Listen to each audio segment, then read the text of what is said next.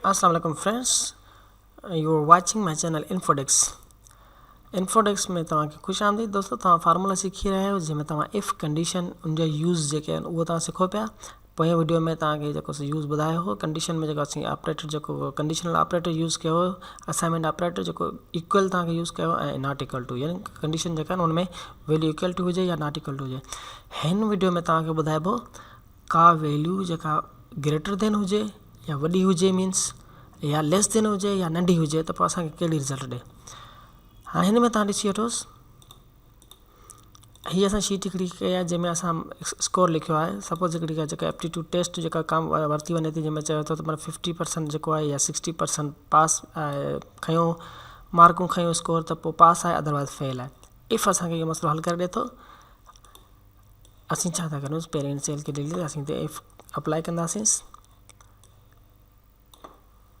ठीक है ना दोस्तों, यूं था करूंसि। हाणे त इफ़ अप्लाई करे बराबर जी निशानी इफ़ कंदासीं। इफ़ ही जेको सेल आहे 60 आहे, ठीक आहे, इहो सेल ग्रेटर देन हुजे मीन्स वॾो हुजे। ग्रेटर देन छाजे ग्रेटर देन हुजे, 59 मीन्स 59 खां 60 जेको पाण उहो बि जेकॾहिं 60 असीं ॾेई छॾींदासीं, पोइ ही जिते जेका वैल्यू हिन में जेका ॾिनीसीं न उनखे स्किप करे छॾींदा। उनखां मथे वारी वैल्यू को बि हुजे जेको वॾी हुजे, यानी कि बसि इन 59 जेतिरी बि न हुजे, 59 खां वॾी हुजे वैल्यू, असीं 60 खे बि उन में आणणु चाहियूं था। उन करे असीं ग्रेटर देन ॾियूं था। ग्रेटर देन हुजे त पोइ छा करेसि, ट्रू हुजे छा लिखेसि, पास। ऐं जेकॾहिं फॉल्स थिए बराबर जी निशानी कामा जी निशानी ॾेई पोइ इन्वर्टेड कामा में लिखंदासीं त फेल। ठीक है, ॿ लिखियूंसीं वैल्यू भर में जेका ॾिसो कामा खां पोइ अलॻि कयोसीं, लॉजिकल टेस्ट खे कामा सां अलॻि कयोसीं, कामा खां पोइ इन्वर्टेड कामा लिखियोसीं पास, यानी कि ट्रू थिए त पास, फॉल्स थिए त पोइ फेल। ब्रैकेट बंद। फर्स्ट में असांखे ॾिसो पास करे पोइ बिकॉज 60 आहे।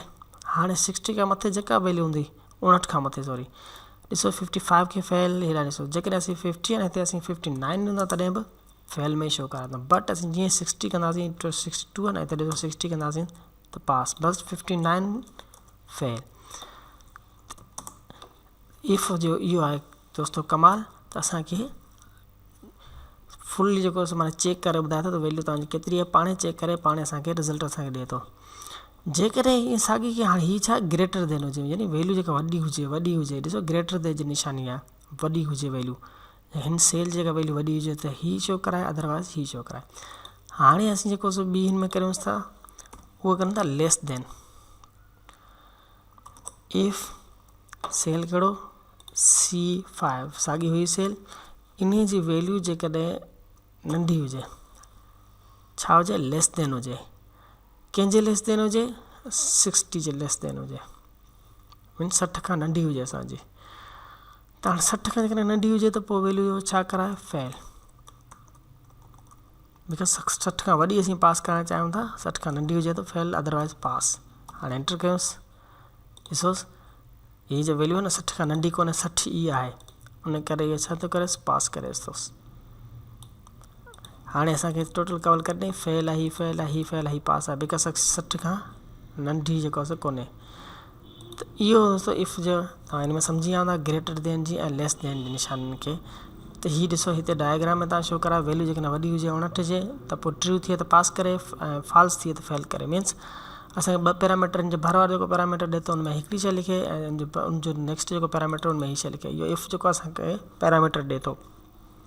हीअ दोस्तों हिकिड़ी ॿी शीट साम्हूं तव्हांजे आहे जंहिंमें इहा साॻी इफ़ वारे ग्रेटर देन ऐं लेस देन अप्लाई कयो आहे। त हिन में जेको असांखे छा थो शो थिए, जेकॾहिं हिकिड़ो एक्चुअल बजट आहे, ॿियो आहे असांजो कहिड़ो बजट आहे, यानी कि जेतिरो बजट ख़र्चु आयो ओतिरो एक्सपेंसिस। असीं ॾिसूं था जेको एक्चुअल बजट आहे न, ही इन जे जेका ही बजटनि खां वधी त कोन पियो वञे। जेकॾहिं वधी वञो त ज़ाहिर आहे पोइ छा थींदो, ओवर थींदो, इलाही ओवर थी वियो बजट। जेके इन मंझि आहे इन खां वधियो कोन्हे त पोइ छा आहे, पोइ आहे असांजे हुन में आहे, यानी कि विदिन बजट आहे असांजो बजट जेको असीं इन में एक्सपेंसिस जेके आहिनि इहे बियर करे सघूं था। त ही मुख़्तलिफ़ जेके आहिनि जेके एक्सपेंसिस आहिनि उन्हनि जी कैटेगरीज़ आहे। हाणे हिन में रिमार्क्स में असीं ॾियूं था इफ़। हाणे हिन में ऑपरेटर असीं ॿ यूज़ कंदासीं लॉजिकल टेस्ट में। त ॾिसोसि हीअ असांजो एक्चुअल बजट आहे ऐं हीअ असांजो कहिड़ो बजट आहे, हीअ असांजो बजट जेको ख़र्चु आयो उहो आहे। जेकॾहिं ही जेकॾहिं ही बजट इहो जेकॾहिं वॾो हुजेस मीन्स वधी वञे कंहिंजे एक्चुअल बजट जे, ठीकु आहे, जो वधी वञे त C6 आहे इहो जेकॾहिं ग्रेटर देन थिएसि D6 जे ग्रेटर वधी वञे त पोइ छा करे, पोइ लिखियसि ओवर थी वञे, ओवर बजट थी वञे, ठीकु आहे। छो त माना इहो जेको हीअ आहे न बजट जेको इहो एक्सपेंस इहो वधी हलिया एक्चुअल खां त ओवर, अदरवाइज़ कामा ॾे जेकॾहिं फॉल्स थिए जेकॾहिं न वधियो हुजे त पोइ छा करे, पोइ विदिन बजट